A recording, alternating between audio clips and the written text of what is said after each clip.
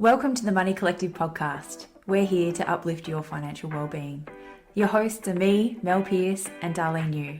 We are the co-founders of the Money Collective, and together we have over 50 years of finance and banking experience. We provide the tools, information, and guidance to better understand your money and feel confident making money decisions. Hey listeners, here's Darlene and Mel back for a new podcast episode. Today we are talking about if you feel like you can't get ahead and you just want to build savings. But before we start on that, let's chat about our truth. Okay. What's going on for you, Mel? Oh gosh, okay, me. Well, you and I have just had a few days away and it's been really great. We got away from the normal running of our business, and just so you know, the normal running of our business is we do so many customer calls. We're talking to people and our calendars are full. So we decided to go to Brisbane for a couple of days to do a trade show. So it was still work, and it was an amazing couple of days away, seeing new people, learning new things.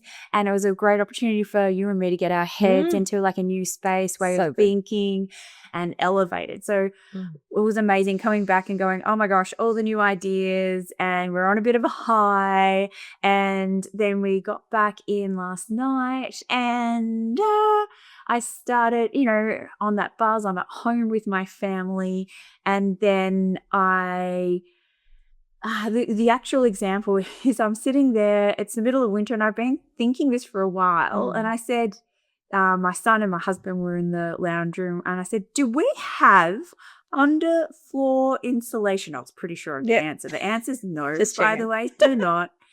And I'm like, why don't we have this? And my husband just goes, it's $10,000. Don't have the money. Yeah, no. Pretty much. And I'm like, oh, okay. And then straight away I was like, oh, if we had the money, we'd redo our bathroom, which is, it's in need of an update. Let's be honest. It's on the to-do list, but lots of things on the to-do list at home. It's never ending. And it was just because you and me, we have been so inspired. We're thinking big, the places we can take our business, the thought patterns, and understanding to go big places, you have to think big. And so we were talking about that there's two ways that you can think about money or live your life around money. It's like option one, you can live and earn money to pay your bills. That's a belief, isn't it? Right? Make sense to me. Yep. And I think we talk about that a lot on our podcast, working within your means, what you've got.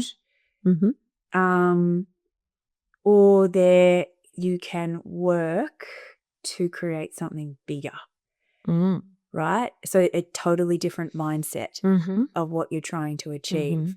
And then that experience just kind of like, it just went, whoop, like I'm feeling like it kind of brought me down, like, because I was feeling like anything's possible. And now, because I just wanted him to go, yeah, cool, put it on the list. But like sometimes you can't see the outcomes, or you can't see, or everything feels hard. Like it's a feeling. And it's very linked to our beliefs. Yes. It's the light bulb moment. Because my truth today is exactly the same. So I was going to go the same place.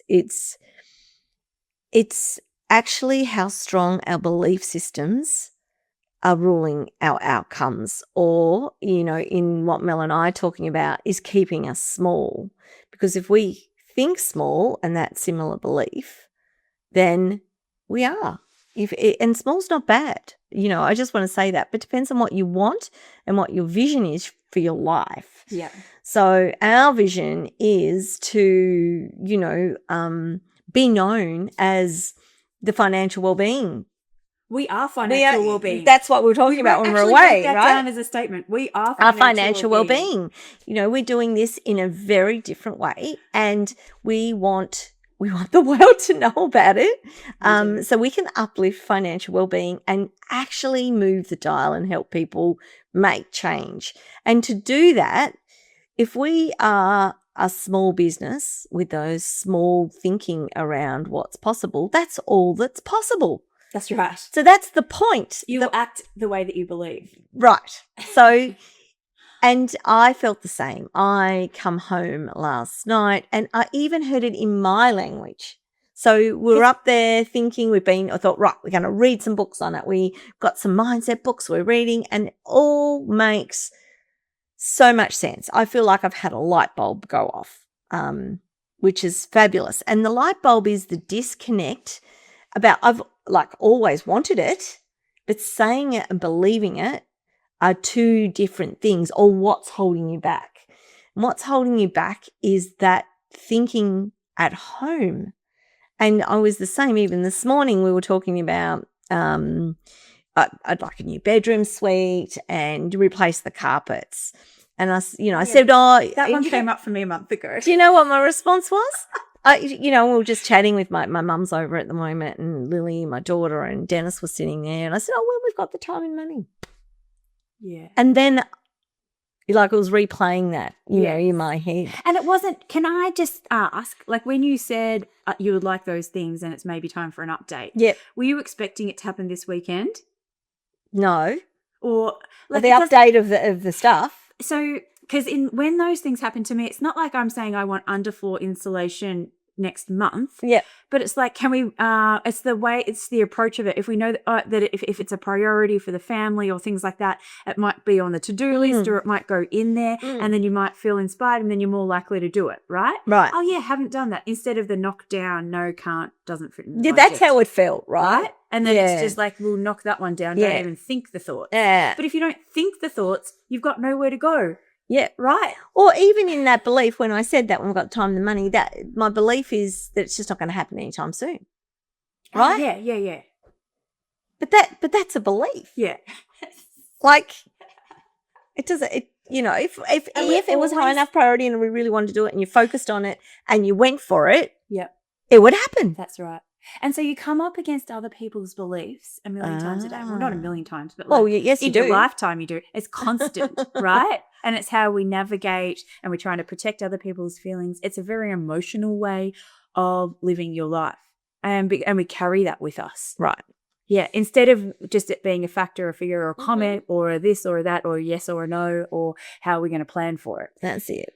I think the key is to be more conscious about what your mind is actually saying and how that connects to your goals and whether or not you think you can achieve them. And I suppose that's the message I'm leaving with you today, and certainly the message that I've taken away from our few days out in is to challenge those goals and whether I think we can achieve them. And and actually how hard you think they are too. Bigger goals for us, and I think at the back I've always said bigger goals, but I'm behaving in how to get there, not to reach them. Yes. Like that's the light bulb. Right. It's like, that's never going to get there. That's even, yeah. You're as small as you small as you want to be. That's right. Or as you want to be. Or in a financial well-being sense is if you're exactly what Mel says, if you're thinking you're living life just to make ends meet, have fun for today and, that's what you'll do. If you think, whatever your goals are and whatever you push for is where it will go. That's right. Because then you need to think about, well, what is my pathway realistic? And if it's not realistic to that goal, how much do you want that goal? And how much are you willing to shift and change? In a nutshell. In a nutshell. Otherwise, the goal is fine. Yes. The other thing in our relationships, especially at home, it's you kind of do this, and if you don't put yourself out there and test the water, dip a toe in, so to speak, and say, hey, you want a new bed setting or a new underfloor insulation, whatever the thing might be for you, then you don't know, you're assuming what the other person's going to think. So if you assume that you're going to get the response like we did, then you might not even bother saying anything. But by us saying something, we've sparked the thought. It doesn't mean they're going to come along straight away, but at least it's going to start that conversation. Definitely. Yeah, that's right. And he might not have even thought that I was cold because he wasn't cold or whatever it was. Like, it's how silly or exactly how comfortable your bed is because, you know, you've had your mattress for 20 years. Right. I don't know. Exactly. It's exactly like that, isn't it? It's like, yeah, it does. Even saying things out loud can spark, you know, the next thing. Conversations, goals, pathways. How we're going to support each other. What's important to you, no matter how silly the thing is. That's it. Beliefs are everything. Right. If you can challenge yourself in the moment of whatever's going on, is what is my belief or what belief is driving that, you know? Yeah. Yeah. So I'm sure we'll do more on beliefs as time goes on because we're going to do more on beliefs today. So, but before we get there, we want to chat about this concept of like, because again, we're having all these conversations with people all the time. We come across these recurring kind of patterns that we're hearing or themes from people that we're talking to. And a really common one that we hear quite often is that I just am not building my savings. Like I just feeling like I can't get ahead with where I'm at right now. Things are kind of going, it's very linked to what we just said in our examples of home. It's like, where is that pot of savings for the thing or whatever those goals are? And how do we make that happen? So that's what are your thoughts on that, darling? Well, there's a lot, like taking beliefs out of it for a second. You really need to understand your numbers. Let's do the easy part first. Haven't said this before. Right, and we will keep doing it because it is a critical component. If you are acting out of, you know, you don't really know your numbers and it just goes and I just magically want it to be better. It won't happen. So the first thing is getting it down on paper and understanding your cash flow, income in, income out, and what is left over. What can I change and what is my number left over? What am I spending it on? Yeah. And then I can choose where I put that number, right? So I can choose on discretionary or I can build savings. However, it depends on your number and where your starting point is maybe, you know, what that picture is. Because if you, once you've looked at how much cost of living is and that's all you earn, then it might be really difficult to build savings off the back of that.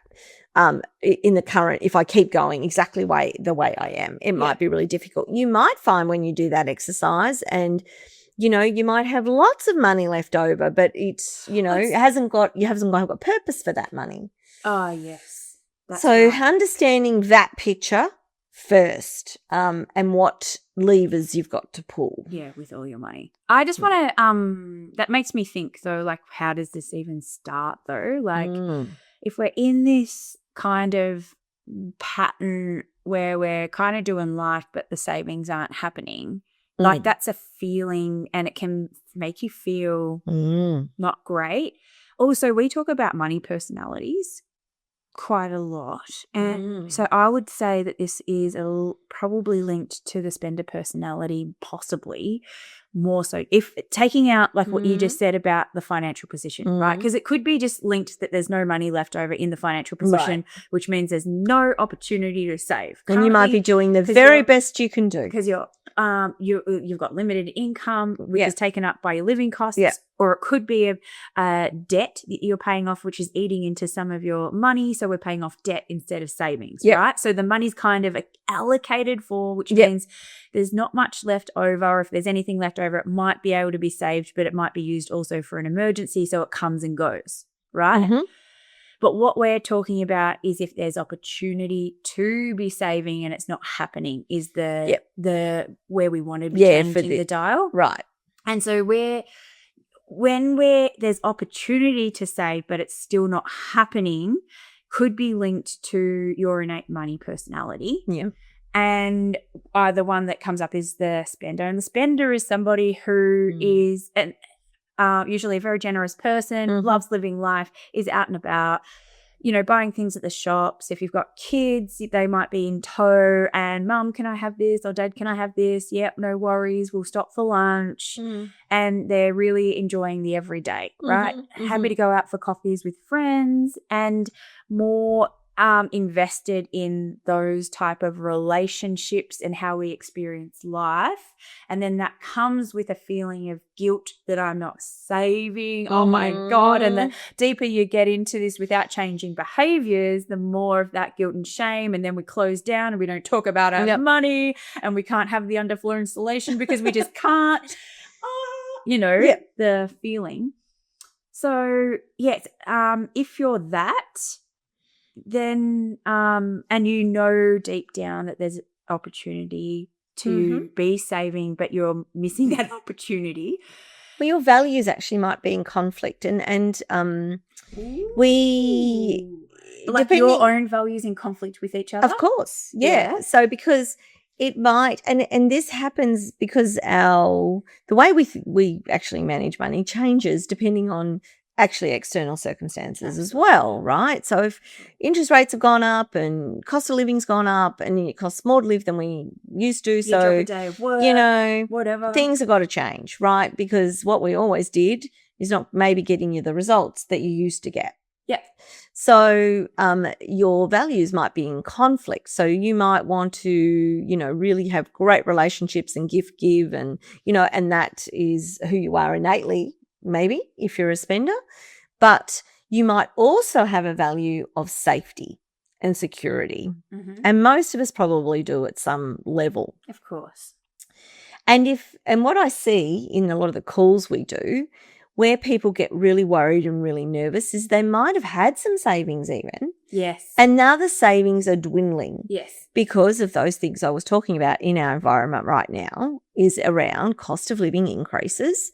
And, if you've got a mortgage, the interest rates have gone up and you don't have as much disposable income as you used to have. So you might have naturally gone out and done some spending and still managed to save, and the bucket went up a bit. In the past. And you are comfortable. Yeah. Yes, because we talk about, we have a number sometimes that, that's our safe number, right? And when we get below that safe number and it starts to go down, that causes us to want to spend more effort and energy doing something about it. That might be the trigger to actually look at this. And it starts putting us into that fear mode. Oh, right. My gosh. So that's when backwards and not forwards. Safety value is coming up. Yeah. That might, contradict that feeling of relief, because I might have to forego some of that for a while of spending and, connection. If I'm spending with connection and stuff, I might have to just rethink that and how I can still get, spend the time with the people I love and love them and give and, maybe hold a big party or, whatever you want to do. That's right. Think about that differently. Which one is needed more at a moment in time? That's right. Is important. And I'm seeing that a lot right now because people's savings are dwindling and that is making them feel unsafe. Yeah. And so we talk about like the way to overcome this is to, like what you were saying at the beginning of this little segment, is that we need to understand our money. We need to understand where it's going. And so if we did a bit of an analysis of where, historically we've been spending our money. So we've always got our mandatory cost of living requirements, and then we have our discretionary spending, and then it's whatever's left over is for saving or accumulating assets or paying down debt, whatever we want to do to build our resilience. But if we have got a ball of money going into discretionary spending, we need to really analyze that and prioritize what we want, what needs to stay and what can go. If nothing can go, it means we need to be okay with that and come to terms with it, and that it is going to be what it's going to be, and the savings might run out at some point. So what I would do with that, because that fear and that that worry that my savings are dwindling. Yeah. If you know your numbers, you'll know how long that lasts. That's right. So just to understand that, then you've got some more information to make a decision on what to do next. You need to know, rather than it just going down, if it keeps doing this, how short am I? Or if I keep doing that, how long will it last? You might run different scenarios. That's right. You might say, okay, well, if I cut the discretionary in half, how long does it last? That's right. If I have no discretionary, how long does it last? If I chop down, my my subscriptions and, X, Y, Z, if you know where your money's going, you can easily see where the decisions need to be made. And then you're making an empowered decision. Whether you decide to change anything or not, you'll then become in the driver's seat. You also give yourself notice to give yourself time, hopefully, to make choices. That's right. Because and create a plan, and then you know what's going to happen instead of it just happening to you. That's right. That's right. It's the most powerful thing you can do. So if you're in a place where your savings are dwindling and they used to just go up a bit, or, you know, I'm also seeing some that are stagnant and they, you know, are not comfortable with that. But mostly they're dwindling in our economy because cost of living has increased.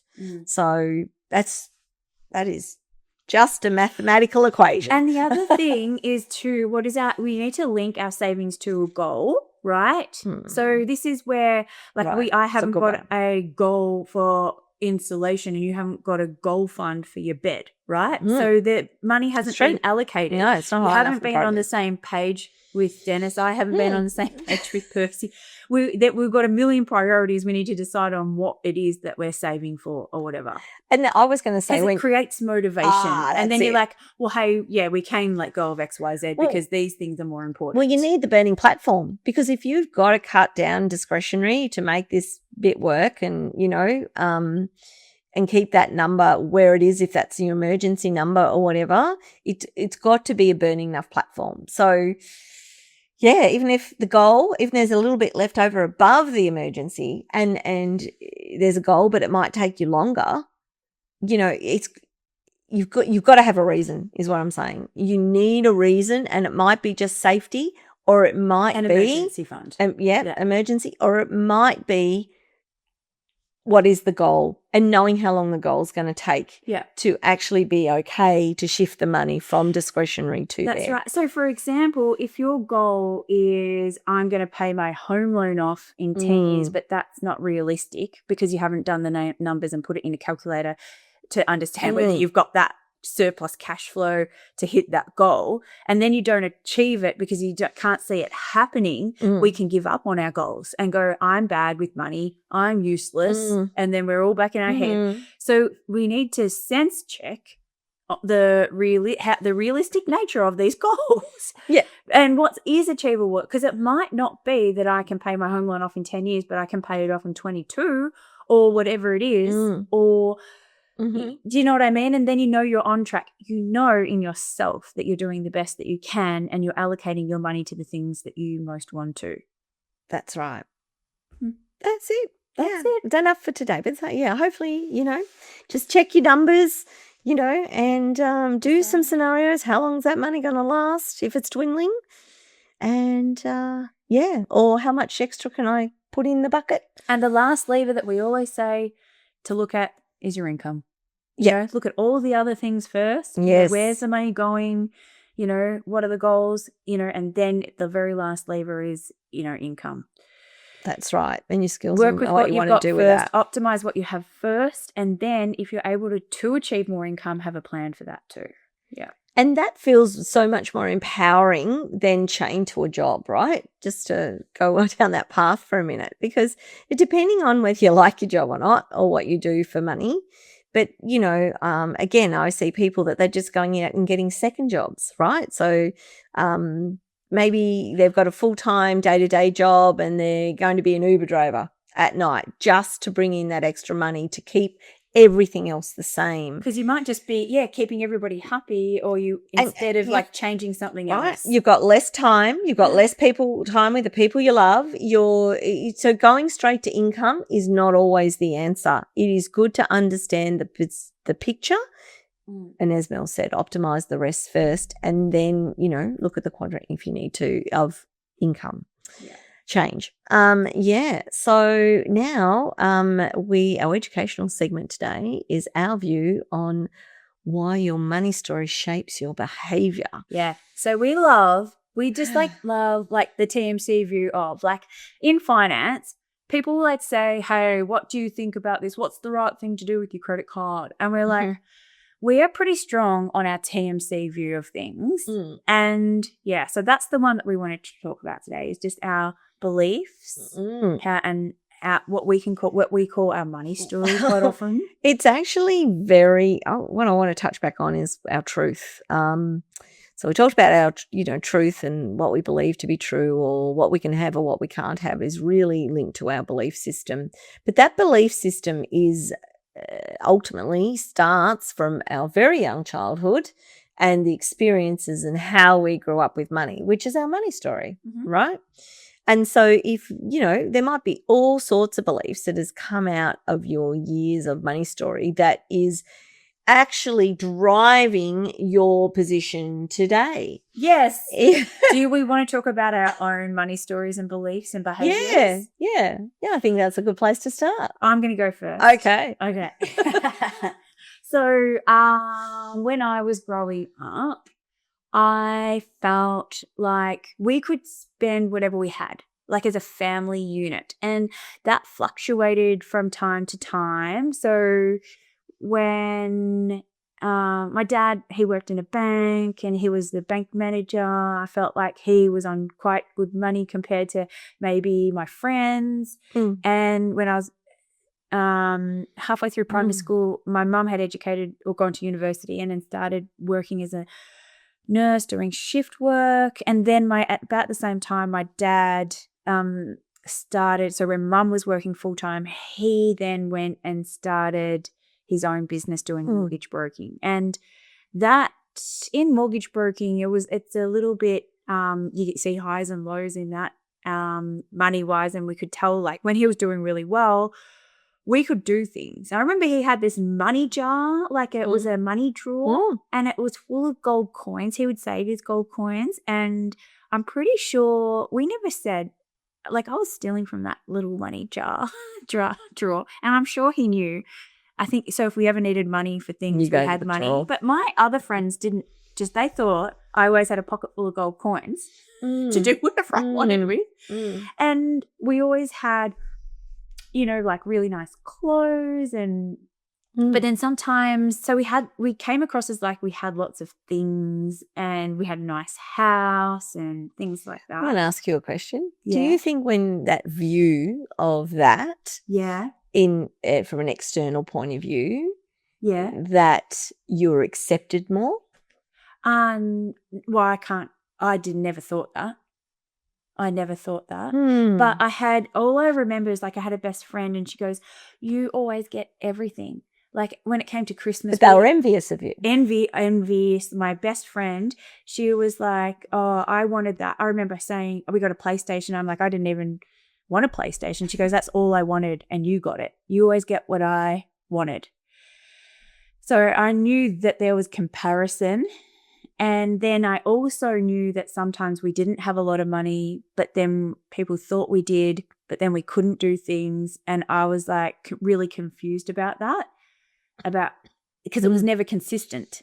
And so it was like fake. I always felt like it was fake. The money that we had was fake. Wasn't even real. Yeah, right. And then so behind the scenes, when things weren't good, I could hear my parents talking about times being tough or it being hard or what they're going to do. And then I've always thought, well, we didn't need all of that stuff. And I was actually envious of my friends who had less, who seemed to be more consistent. Yes. Yes. It was so weird. And then, but I know that it was and so the way that shaped my behavior. Yeah. How do you behave because of it? Adult, I would say that I probably do the opposite. I haven't always. I was probably started off being very similar, thinking that I needed a big house, and I have a big house. And then I started realizing that I didn't want the same outcomes. And then I started being more conservative with money. I would think I was building more awareness too. And now it's got to the point where I'm quite boring, and now my parents can't understand why I won't just jump on a plane and come and see them at the drop of the hat, or like money. I'm more prepared with my money, or savings are really important to me. Like, I've definitely got a safe number. My safe number is $30,000 to $50,000. Like, if it's not there, I don't feel safe. Yep. And I don't think my parents had that, but it looked like we probably had. Yeah, but I didn't feel like it was real. So And now I can see how those behaviors and beliefs that I have are shaping my daughter. Like, she thinks that I'm really stingy. We don't do things. You need to lighten up. Whereas I'm trying to build that consistency so I don't have to worry and fear about my future. So I can see 5 and 10 years ahead of me because it makes me feel safe. Yep. And I would rather do that because it just changes the way that I feel inside. Yep. To feel safer. Yep. Yep. Would you, as you unpack some of that, is there anything that you want to change about anything? I think it's hard. Because I feel like your belief is it's hard to keep money. Oh, it's not hard to keep money. So you've got to hang on think to it's it hard tight. I think it's hard to I will always. Oh, it's easy to lose. That's probably how I would say. Easy to lose. Easy to lose. So the belief it's caused is it's easy to lose. So if I don't protect it, it will go. That's it. And then what am I going to do then? Right. That's probably my fear. So that is something, for everyone out there. So what is that? So, Mills, explained a money story, and now she's got this belief it's easy to lose, so I must look after it. Yes. And how does that play out as time goes on? And some of it could serve you, some of it may not. Yeah. Yeah. I know. And I do find it hard because it's not how my family system has operated, so that I feel like I'm a little bit of the black sheep and that I have to nobody understands me why I'm doing it. So when something happens in your life and you feel like you've lost it, right? How does that impact you? What hasn't happened? Because you've kept it. You've maintained it. I don't have any proof in my own experience. But sometimes things happen. When I've had less or when I was younger and didn't have money, it never worried me. It's so silly. It's like an unfounded belief. Yeah. Yeah, right. It's like my own experience. Yeah. But I suppose what I was thinking is the times in our lives, say someone doesn't have as much work. So, right. and you went back to work at some point or, to keep it the same. Consistent. Yeah. Well, you got to pay the bills. Right. Back to that old thing. Right. What are you going to do? So you'll save it at all costs. Yeah. Yeah. But that's a pretty common feeling. Right. But but that consistency. So what I heard in that, it's consistent and I will protect my money. I'm looking for consistency. Yeah. And that's making me feel safe. Yeah. Yeah. And again, it's not good or bad. It's actually, you feel like that serves you. Yeah. And I think that I'm at this baseline, and then I don't know if things were to change. I don't know, who knows, the future. I'm okay to change. Does it limit your growth? Probably. I'm sure it does. Because I'm in my safe zone. And to get out trying of that, to be stay comfortable. Yes. Yeah. Yes. So the risk, we don't grow. Am I willing to take a risk to move out of that? Yeah, I've been really limited on that, I would say.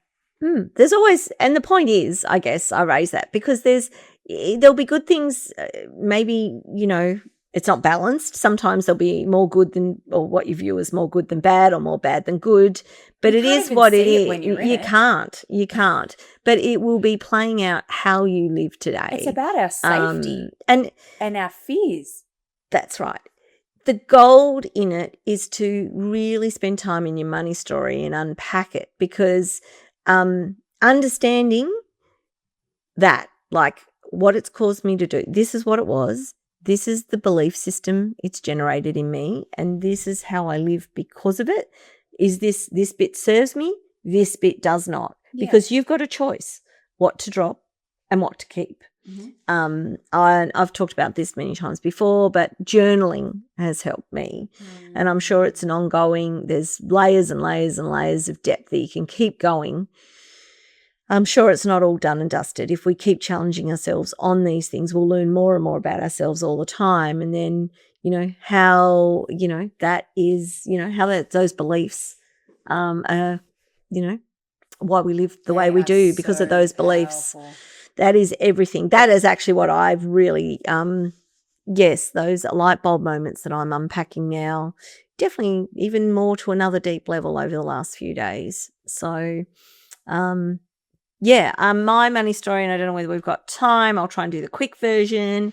And maybe another day I can do a deeper version, is that I grew up on a farm in Tasmania. I was a firstborn to a farmer, and in our history, farming, you own the land, but boys own the land because their name takes the land, when it's passed through generations.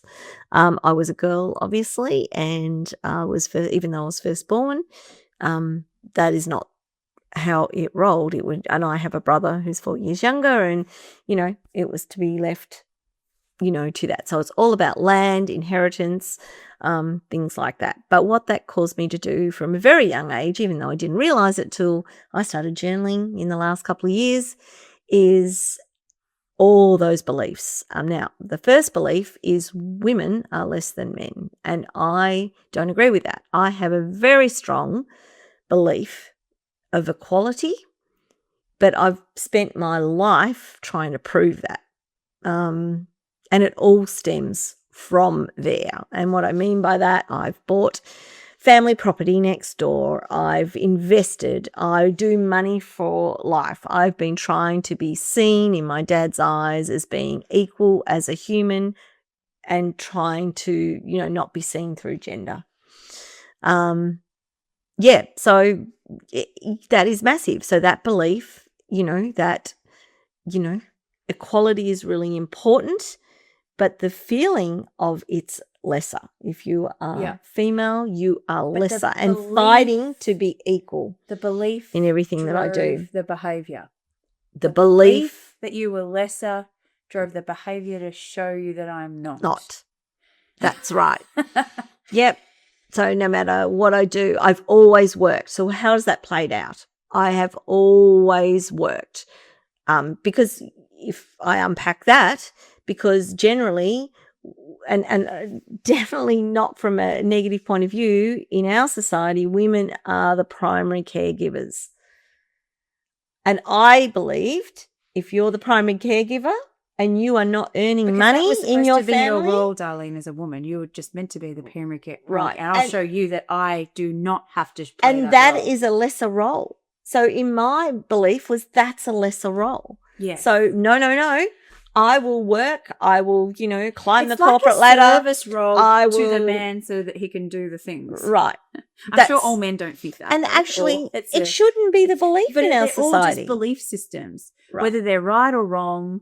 We attach feelings and emotions and power behind it. Right. Just then owning who we are, not about maybe what roles we play. But it has generated that I will be lesser if I stay home and be a primary caregiver and don't earn as much money. So it's all subconscious. Our beliefs we grow them, and then we do these stupid, absurd things that we're trying to protect ourselves all the time. Always. Yeah. Yeah. Protect and safety. Yep. And because money is our system that we work in, it really plays out in that way. So the point being is that understand your story and your belief system, your money story, how that shapes your beliefs and what your beliefs have been, and you might have changed those or you may not have. And if you can have that light bulb, it is life-changing. Yep. I mean, you can easily look at it backwards and go, these are all the behaviours that I'm doing. I keep doing this. Why do I keep doing that? Yeah. Keep doing it. Why do I keep doing it? Yeah. And then it'll lead you back, and it's something that's happened usually when you were pretty young that formed your safety mechanism. Yeah. Mm. Yeah. Anyway, so have a think about it. You can change what you believe to be true, and you can change your behaviours, people. You certainly can. Especially with good friends calling you out on it. Yeah, that's it.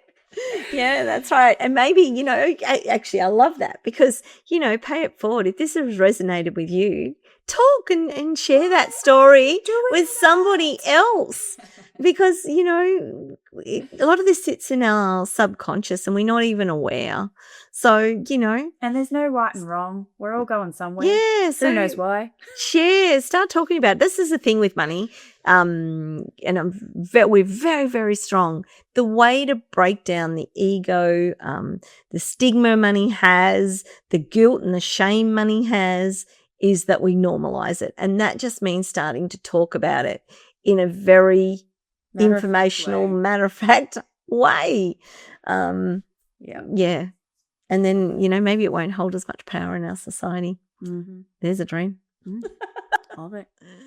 Cool. All right. Well, over and out, and we'll see you next time. Bye. Bye. At The Money Collective, we provide financial wellbeing, premium coaching, mortgage broking and workplace financial wellbeing programs, which we couldn't do without the seamless support of our fabulous team.